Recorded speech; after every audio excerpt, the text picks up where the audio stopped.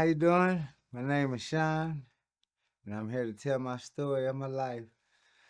Um, Coming up, grew up in a household with three sisters, three brothers. I'm one of the oldest brothers out of all six. I got an older sister. Um, we grew up in a household that was really not, too well. Alcohol and drugs, a lot of violence and abuse. Um, by the time I was about 5, mom and them was continuously to fight, the alcohol and drugs. And fortunately, about 7, I was placed in foster homes till I was about 11. And they gave me another chance, and I came back. And the abuse didn't stop with the verbally, physically abuse, and the mental all around. So I was took back out of the home, me and my other younger sister. And my mom, she would work, but we would never see her because the alcohol and drugs. She was on drugs really bad when we was coming up, and so I was put back in the foster home. And like I say, we never seen her really because she was always in the streets doing drugs, and she went to prison for assault with a weapon, and we didn't see her for about 5 years out of that piece of the life growing up. Dad, he was an abuser too. So I tried to be a savior for the younger ones that was in the family, the siblings. And it was really tough. So about time got to about 7th or 8th grade in junior high, I was already like, on the marijuana, smoking the marijuana. I wasn't drinking yet, but I was, smoking marijuana, the pot, and just playing football and things like that. Trying to stay humble in between the situation doing school and home because of all the abuse at home and everything, in the situation. And by the time I got to high school, freshman year, I still wasn't drinking, but I was still smoking the marijuana, doing that and playing football. And I had my first daughter, had my first child, and everything. So that kind of slowed me down with a few things with smoking the marijuana. Um, and I remember her mother, we raised her pretty well. We was still in high school, still needing, finish up high school to graduate. And it got kind of tough in between there because somebody had to be home sometimes. Somebody had to, you know, go to school because her parents was kind of like, on the same thing. Mom was kind of out there on them drugs too in the streets with the drinking and drug. And so and we it worked though for a while, with raising our child. And by the time I was 18, yeah, I was able to, to go in the store and I can not legally get alcohol, but where I lived at, they didn't care, dominant neighborhood of what you call ghetto, so rough neighborhood. So I was in there getting alcohol and I was drinking, and I thought that was to sum up these problems from the childhood, from coming up in a household like that, in an abused home and drug. And I guess it worked for me for a minute in my mind, but in reality, it didn't. It got worse, so I started drinking more after high school, and I worked, did construction down at home, Cincinnati, where I'm from. Uh, I continued to drink, got in trouble, jail trips, fights, all kind of terrible things. And I went to jail for a while and left her and the child behind, due to the alcohol drinking. Had got a case and fortunately had to be incarcerated for a while. And I got out. The drinking never stopped. It just continuously, got worse as it went on through the years. I was about 23 when I got out from 18 to 23 during that time. And when I got out, I just continued to drink and smoke the marijuana. Um, and it just got worse and worse. I catch myself just drinking every day then, like a fish, nonstop. Same trouble. It was like repeating door. Jail, get out, work, drink, drink, drink, and it never stopped. Cause I thought that was the way to solve these problems that was going on in my life. I still, never understood that, that drinking wasn't gonna solve the problems. But then, I was younger, so I continued to drink, and I was probably about 27 then. And I became real homeless. Family didn't want to deal with me because of drinking problems I would get into with them, have blackouts, all kind of issues. So they didn't want me to be around. So I wound up homeless for a while on the streets, living on the streets in trucks. People that I knew would let me stay for a day or two, couple weeks. Then it's like, Sean, you gotta go, cause they had children and things like that. So life had got real, real hard. And by the time I was 30, at 30, actually, life was just way down the road then. I was in a major slump. I was a raging alcoholic. I was mean, very, very, very mean, aggressive. Thought the world was against me. Uh, continued more fights, trouble. Wasn't in my daughter's life anymore because of the drinking. You know, life just has spurred way out of hand. Went back to jail. Like it was just a revolving door. Wound up homeless again. Wound up with a young lady. She was sweet and kind, but me, I was the raging alcoholic. So it never worked out. Wound up getting stabbed up, almost dying from it. Um, continued to drink. Wound up in the hospital I was about 31, 32. On the deathbed, almost about to die, with tubes down my throat and everything because of the alcohol. Stayed in the hospital about 6 months because they didn't know if I was going to live or die because I had assumed so much alcohol in me. Skin was changing colors from it. They thought I wasn't going to make it. So when I got out, I didn't drink for about a week, and it was just like I couldn't shake the craving. And I wound up back at the store, drinking, back on the drinking binge, and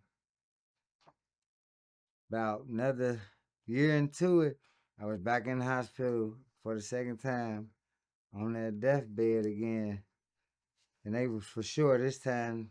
They had told my family to come up there because I wasn't gonna make it this time, and but through the grace of God, I made it, and but when I got out, the alcohol still didn't stop this disease. I got back to drinking and still was drinking and drugging, smoking marijuana. And so, like I say, wind up again. Family didn't want nothing to do with me. She daughter, I couldn't see her because mother wouldn't allow it because of the drinking. Because I was terrible. I was still, you know, fight with the family. Uh, make broken promises. What you call them? I was good at that for a long time. Tell my child, yeah, glad to be to see you. I'm getting my life together, but I'm on the other end of the phone, drinking like a fish, trying to hide it. But when I came around, they seen it because, they know me. So, uh, that happened. Never got a chance to see her for a while, about 7, 8 years. Didn't see her for a long time. And I was just out there continuously drinking. Still pillar to post at times, homeless. Didn't know what to do. Didn't know which way to turn. And so for a while, I just was back on the streets working. But the money was going to alcohol, and partying because I didn't know what else to do. So about 35, 36, I wound up meeting this young lady. And we was kicking it for a while, dating. And we finally got together. and it seemed to work out. But I still had the drinking problem, but I wasn't. I say I probably wasn't drinking as much as I was, but I was still one of them raging alcoholics. Drinking a lot. Uh, but not. I say not much. I guess that's the brain tricking you. So I was drinking still. And we wound up having a child. Well, she got pregnant, and no, let me rewind that back some. About that was 35, 36. And yeah, we wound up dating, but it didn't work out because of the alcohol, because I was still drinking a lot. So about another couple years went down the road. I was probably about 40 then, about 38, 39, something like that. And we got back together and we was together. And then we had a child. But unfortunately, around this time, a year and a half ago, they didn't make it. They passed away together due to heart just failure. So um, that took a lot on me. So I even drunk even more and more and more, because of the grief with them passing, and family still not wanting to deal with me some at the time. So I just really got into a drinking rage, and I would just sit in the house and just cover up with her coat. And this disease is tricky because I would think some nights that she'd be there because I cover her with her coat, and I guess I can feel the spirits on her or something, talking to me through God. And I would think she there, so I would wake up and I'd be looking around, I'd be calling out for her, but in reality, they was gone. They wasn't even in life no more here with me. So and I would get up and I would sit up and I would drink, knowing I had to be up in the morning, but I would just sit up and drink and still got this delusional mind thing going on that they there in the house. And I walk around the house, think that they was there until it got to the point where it was time to move out the place. And then, her mom and them had to come and get the stuff and things, valuable belongings to her that they wanted to keep. And when that happened, I still wound up staying in there, and I would sneak in, even though it wasn't supposed to be in there. I would sneak in, I would stay in there, cause I didn't know what to do. It was my attachment to them. I was missing them so much that I would just stay in the apartment, and I was real deep down and depressed. So I wouldn't do things that normal people would do. Sometimes I wouldn't wash up, you know, due to the depression. I would go days without, bathing, changing my clothes, not eating, because the alcohol was my food. I was in a really, really bad space, deep depression and the anxiety. And it took a toll on me to where it leads up to now. Um, I had got a chance to stay with my cousin, and well, let me rewind that back. I was staying with my niece, and I had got into it with her and her child's father. And I told them, to hell off with it, and I would do something to y'all, under the alcohol influence, being drunk. And she was like, well, you got to go, Uncle Sean, 'cause this ain't good. And so I wound up going down the road to my cousins, and I stayed there for a little while until this one night. I thought I was drinking responsibly okay. See, that's that disease again that tricks your brain. And I had this knife in my hand, and I was telling them like, if you come near me, I'ma kill y'all. I'm not, I'm not joking. And to me, I meant it.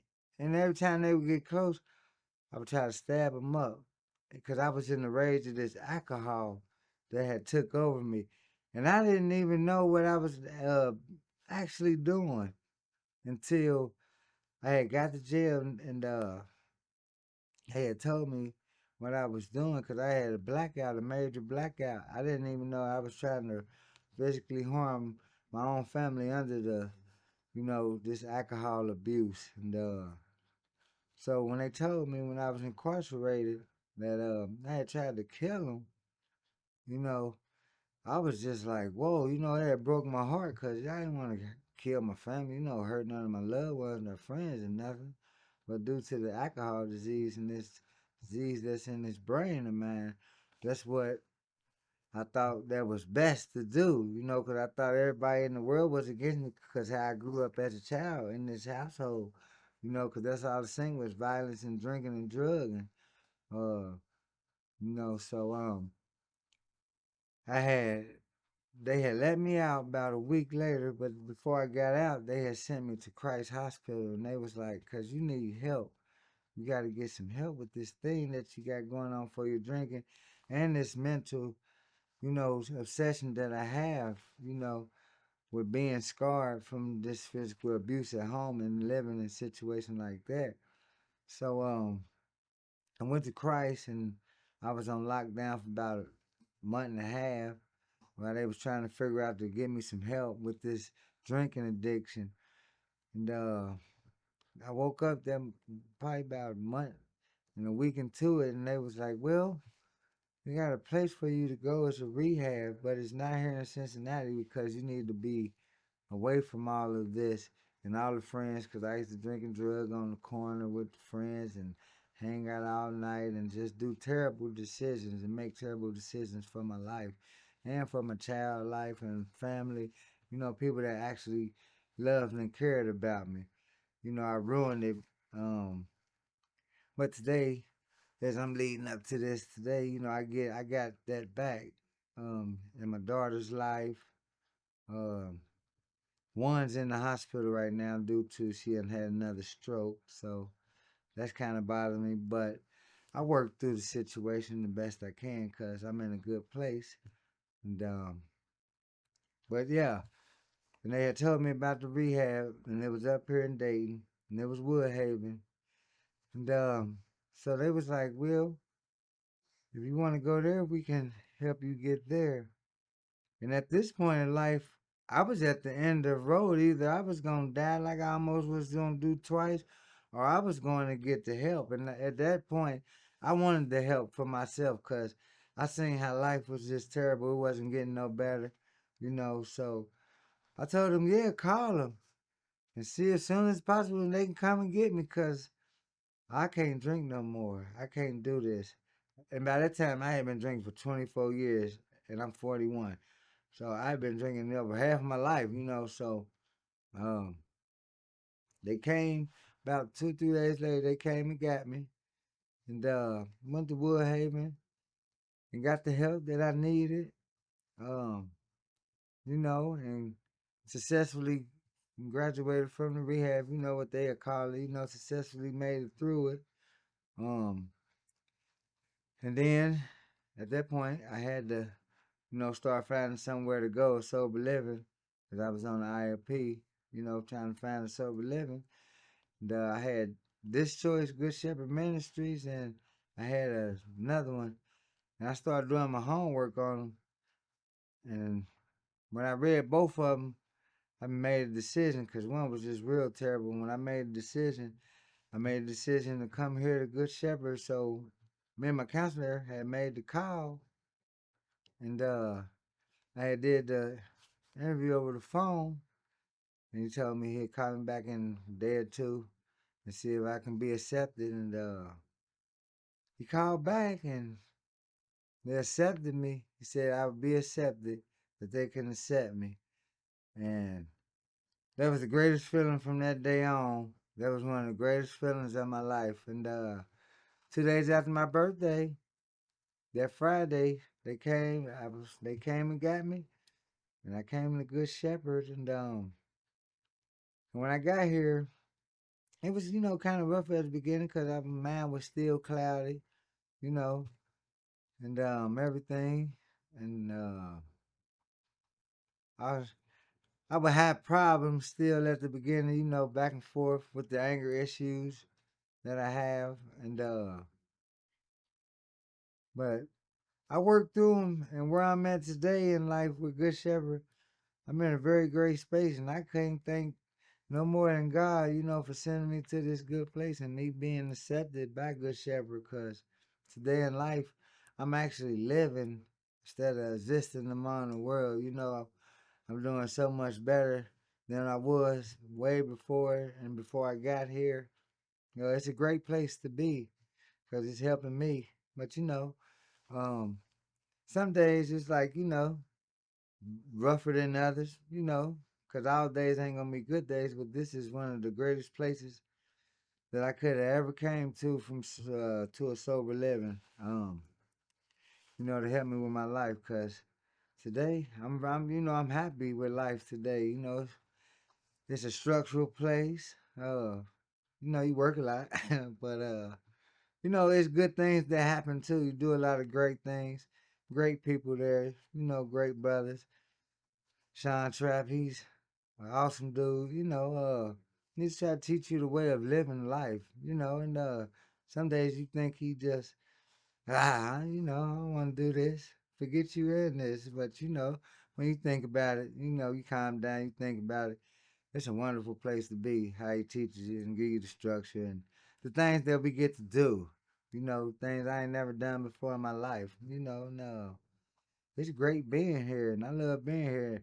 And they gonna have to put me out, cause I'm gonna stay long as I need to. And it's just a great place to be, cause it saved me, and it saved my life too. With Woodhaven. You know, and I'm here. And I'm happy to be here. And this is my story.